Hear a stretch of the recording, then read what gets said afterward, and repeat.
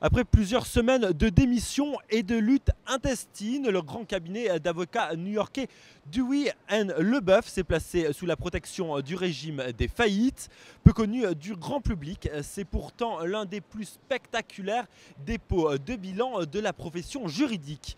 Nous avons aujourd'hui le plaisir d'accueillir Pierre de Ravel d'Esclapon, qui a travaillé 20 ans chez Dewey Leboeuf comme senior partner puis conseiller spécial et qui était membre du comité exécutif de Leboeuf avant la fusion. Pierre de Ravel d'Esclapon, bonjour. Bonjour. Comment expliquer cette déconfiture alors que Dewey Leboeuf comptait de gros clients parmi lesquels General Motors, eBay ou Oracle par exemple? Eh bien, c'est le résultat d'une stratégie de croissance externe effrénée qui s'est traduite à la fois par le recrutement d'énormément d'associés latéraux et surtout par une fusion qui, à l'usage, s'est avérée désastreuse. Sans mélanger les métaphores, on peut dire que ça a été le mariage de la carpe et du lapin. La carpe, elle, vit longtemps et devient bien grasse, alors que le lapin, on a vu ce qui arrive dans la fable, il court partout, puis finalement il arrive en dernier. Alors je laisse aux auditeurs le soin de déterminer lequel des deux était le lapin et l'autre la carpe. La stratégie de fusion s'est avérée désastreuse. Pourquoi? Parce que l'ancien Leboeuf, quand j'ai cessé mes fonctions au comité exécutif, nous n'avions pas de dette. Dewey était très endetté. L'indice le plus important pour les associés d'un cabinet, c'est de savoir quel est le montant d'argent distribuable aux associés en pourcentage du montant des honoraires perçus. Eh bien, chez Leboeuf, nous frisions les 40%. Chez Dewey, ce pourcentage était en baisse chaque année depuis 2002. Et après la fusion, dès 2008, il était tombé à 25%.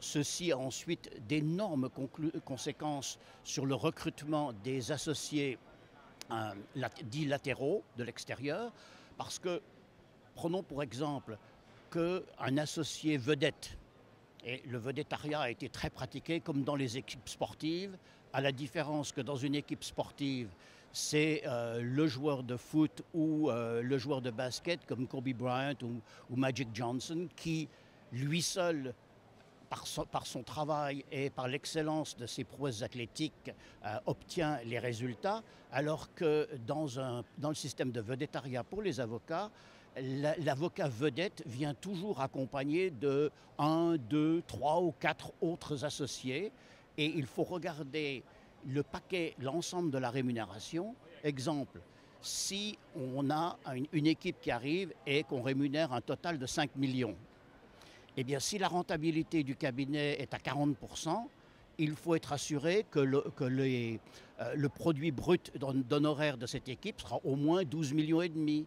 Alors que si la rentabilité tombe à 25%, à ce moment-là, pour le même montant de rémunération, il faut qu'eux produisent 20 millions d'honoraires. La différence entre 12 millions et demi et 20 millions entraîne une prise de risque beaucoup plus considérable au fur et à mesure que la rentabilité baisse en pourcentage.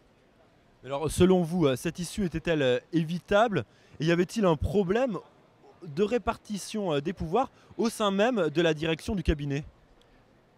Oui, l'issue était évitable d'une part parce que la croissance a été beaucoup trop rapide et d'autre part, le président qui était le président chez Leboeuf, normalement nous avions un accord de société qui prévoyait des pouvoirs très étendus pour le président, en contrepartie desquels il avait un mandat unique de 5 ans.